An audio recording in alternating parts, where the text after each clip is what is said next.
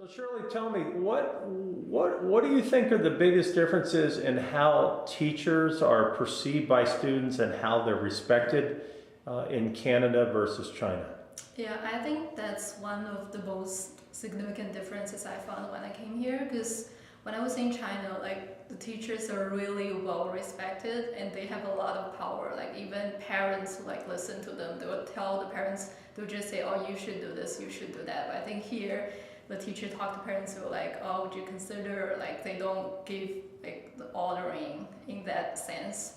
And also like in China, before class, we have to bow to the teacher, and when you answer a question, you have to stand up, and you can't drink or eat in class. And in my elementary school, if we see teacher in the hallway, we have to greet them and let them go first.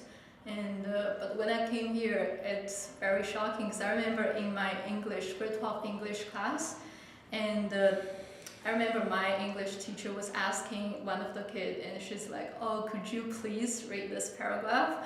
And the kid is like, no. And she's like, oh, it's okay, I'll ask somebody else to read. Like, I just can't imagine that happening in China, because if the teacher asks you to read something, like kids just do it, and I think they really respect the teacher. And you were also telling me, I thought this was significant. You said in China the kids seem to respect all teachers, right? Yeah. Whereas here in Canada, it's mostly your respect as if you're strong or charismatic. Yeah. That's what my cousin told me, and I think it's also the case that I believe it's this case too. Because when I was in China, especially in elementary school, like my teacher told us, you have to like just generally regard every adult in the school as teacher. So sometimes when I visit my elementary school, last year when I went back to China, and the kids thought I'm a teacher, and everyone's greeting me is like, oh, good morning, teacher. I'm like, oh, I'm not a teacher. But generally, if you see adults in the school, they will treat you like a teacher, and they give you like the general respect. Yeah, but in here, like here in my high school, unless like the teacher is really like charismatic and very interesting person, then the kid respect him as a person, not as a teacher. Correct. So I think that's a difference. So what university do you currently attend here in Canada? University of Waterloo.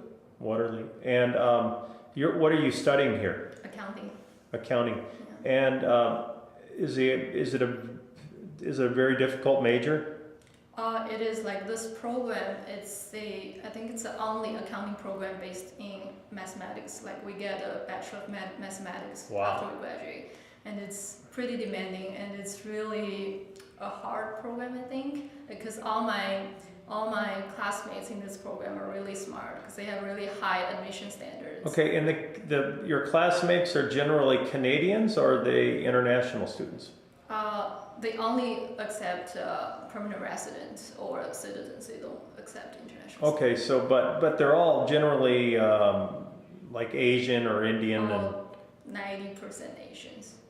And the rest are. Do you see many Caucasian Canadians in the program? A few Canadians. But very, very few. Yeah, like I think around 10, 20. Okay. And so why do you think that is? Is because academically they're just not up to the I think it's because in like before university, in high school, elementary school, like kids here are not pushed for anything. Like they just study if they really like it. So I think those kids, those native kids in my program, they're really smart, because I think they get to this program because they're really enjoying study. That's why they can get to here, but they're not pushed for anything. So if these Canadians aren't in it, then what type of majors are they going into? You mean in my program? No, the Caucasian Canadians, the like traditional arts. Generally in arts faculty, I think you can see 70-80% psychology, things like that. Yeah. So non-technical, non-scientific, like humanity kind soft majors. Yeah, like does not involve calculations. Calculations and really difficult work. I think so. Wow. And in those type of majors, do you see Asian students in those majors, humanities and things like that, or not? Yeah, I saw some, but I think most of them are kids that came here really early. I think in maybe in their like 6, 7 in elementary school or born here. Mm. Okay, so in your opinion, the university you're attending, you feel that you're getting an excellent education. Yeah, I think so. And why didn't you want to attend a university in China? What was your reason behind that? Oh, because I totally don't like the Chinese university college system, because I think it's opposite. Like in China, you work really hard from elementary school to high school, but after high school, it's like a total relax. So kids don't learn, like almost don't learn anything in university. Like the teachers don't care that much too, because they will give you a certificate in the end. As long as you just pass barely pass all the courses, they're fine. Do you think that that's changing? You think that will change in the future as China grows? Do you think they're going to improve their educational system at the university level?